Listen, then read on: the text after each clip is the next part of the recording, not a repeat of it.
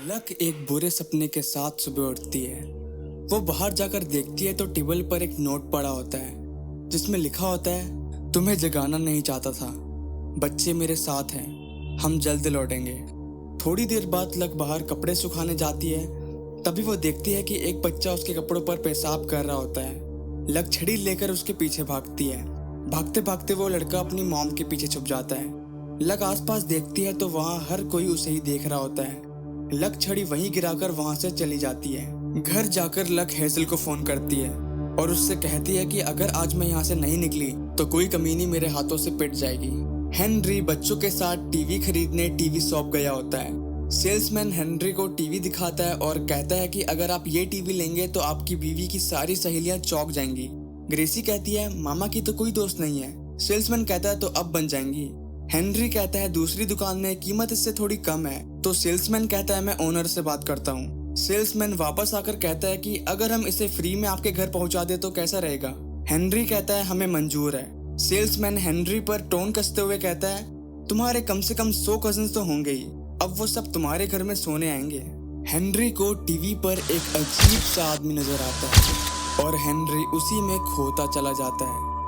Ruby के बार बार daddy daddy कहने पर वो वापस होश में आता है और पेपर्स में साइन करके वो उस सेल्समैन को कुछ पैसे देता है और कहता है ये तुम्हारे लिए है, तुम्हारे भी 100 भाई बहन होंगे और वो आइसक्रीम खाकर काफी खुश होंगे। इसके बाद वो बच्चों को खाने पिलाने के लिए लेके जाता है। बैटी जॉर्ज से आजकल हो रहे कोराम के बारे में बात कर रही होती है। जॉर्ज बैटी को दिलासा देता है और कहता है कि अगर तुम्हें कभी भी ऐसी जगह चाहिए हो जहाँ तुम सब भुला सको तो तुम मेरे घर मेरे फार्म कभी भी आ सकती हो। बैटी कहती है मुझे नहीं लगता कि एक शादीशुदा औरत किसी के भी फार्म जब मन करे तब जा सके। जॉर्ज कहता है मेरा मतलब क्लर्क भी, तुम दोनों आना मेरे मेहमान बनकर। बैटी कहती है मेरा वो मतलब नहीं था। जॉर्ज कहता है हाँ हाँ बिल्कुल। बैटी जॉर्ज से पूछती है तो आज शाम तुम क्या कर रहे हो। हेनरी लक को टीवी दिखाने के लिए काफी उत्सुक होता है। घर में घुसते ही वो लक लक चिल्लाता है। तभी रूबी टेबल पर एक नोट देखती है और हेनरी को बताती है कि मॉम वार्ड्स गई हैं हेजल आंटी के घर। जाते जाते एक डिलीवरी वाला हेनरी से पूछता है कि आप यहाँ कितने समय से रह रहे हो। हेनरी कहता है कुछ ही समय हुआ है। डिलीवरी मैन कहता है संभल कर रहना।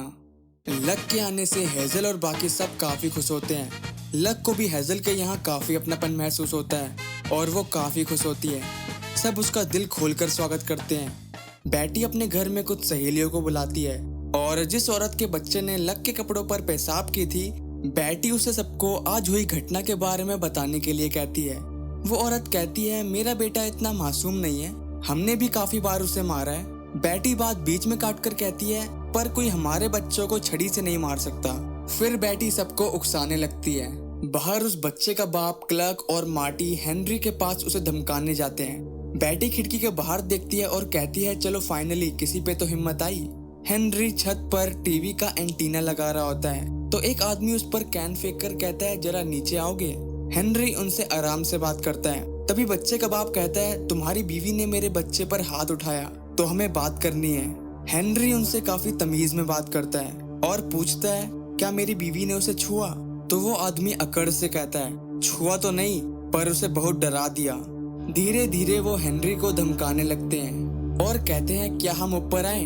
हेनरी को भी गुस्सा आ जाता है और वो कहता है अगर तुम ऊपर आए तो उतनी ही तेजी से नीचे जाओगे और अगर मैं नीचे आया तब भी वही होगा पर थोड़ा ज्यादा समय लगेगा।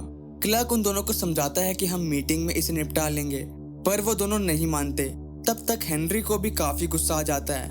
वो आदमी कहता है हम 3 लोग हैं तो दूसरा आदमी कहता है इनमें गोरिल्लों जितनी ताकत होती है। थोड़ी देर में वो हेनरी से डरकर वहां से चले जाते हैं। लक हेजल के वहां काफी खुश होती है और सबके साथ एंजॉय कर रही होती है। तभी एक औरत उससे कहती है तुम कॉम्पटन में कहाँ रहती हो। लक कहती है मैं पाल्मर ड्राइव में रहती हूँ। तो वो औरत कहती है तुमने उस परिवार के बारे में सुना है। सब उसे कहते हैं ये सब बकवास बंद करो। लक पूछती है कौन सा परिवार। वो औरत बताती है एक निग्रो परिवार वहां रहने गया था। कहते हैं बीवी ने बच्चों की खाल खींच ली और पति ने उसका सर फोड़ दिया। जो भी हो हम लोग ऐसा नहीं करते जब तक गोरे लोग हमें पागल ना कर दें। हेजल उन सबको चुप करती है और कहती है सुनो ज्यादा और बोलो कम। हेनरी को घर पर हेजल का फोन आता है और वो उसे बताती है कि लक आज यही खाना खाएगी। हेनरी कहता है खूब एंजॉय करो। और फिर वो बच्चों के साथ मजे से खाना खाते हुए टीवी देखने लगता है। हेजल लक के अच्छे से बाल बनाती है और फिर बच्चों के बारे में पूछती है। हेजल कहती है अभी चेस्टर छोटा ही होगा, जब वो थोड़ा बड़ा हो जाएगा तो जूनियस उसके ऐसे बाल बनाएगा कि तुम देखती रह जाओगी। चेस्टर का नाम सुनते ही लक होश खोने लगती है और वहाँ से जाने के लिए कहते हुए वहाँ से चली जाती है। सब उसे रोकने की काफी कोशिश करते हैं पर वो उसे रोक नहीं पाते। मीटिंग में सब क्लर्क का इंतजार करते हैं पर वो वहाँ नहीं आता। बैटी सबको थोड़ा और वेट करने के लिए कहती है पर वो लोग नहीं सुनते और मार्टी भाषण देने लगता है। मार्टी कहता है आज हमने जाकर उस निगरो को धमका दिया है पर हम वायलेंस का प्रयोग नहीं करेंगे। हम उन्हें इतना परेशान करेंगे कि वो खुद यहाँ से भाग जाए। मार्टी के भाषण से कोई खुश नहीं होता। फिर बैटी बोलना चालू करती है और जो उसने इतने दिनों से तैयारी की थी वो सब वो वहाँ बोल देती है। बैटी की बातों से सब में जोश आ जाता है और धीरे धीरे सब बैटी की वाहवाही करने लगते हैं। लक बस स्टॉप में बस का वेट कर रही होती है। तभी बस आती है और लक उसमें बैठ जाती है। थोड़ी देर में लक की आंख लग जाती है और जैसे ही उसकी आंख खुलती है बस में कोई नहीं होता सिवाय एक हैट वाले आदमी के। बस की लाइट झप-झप होने लगती है और देखते ही देखते वो आदमी लाइट के साथ गायब हो जाता है। लक उठकर बस से जाने लगती है।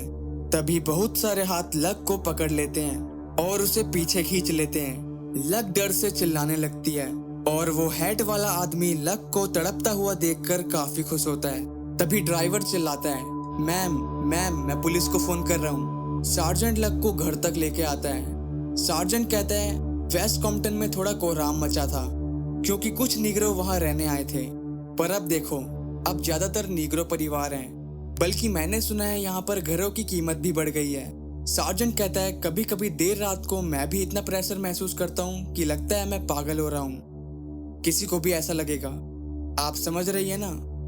लक कहती है मैं पागल नहीं हूँ। सार्जेंट कहता है हमने वो बस देखी थी और उसमें कोई नहीं था।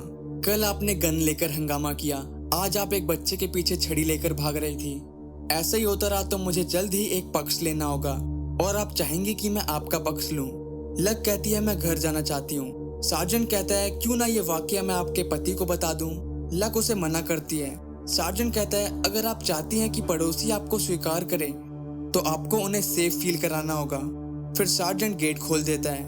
लक गाड़ी से निकलकर घर चली जाती है। बैटी घर आके अपने पति से कहती है तुम पर मेरा कर्ज है।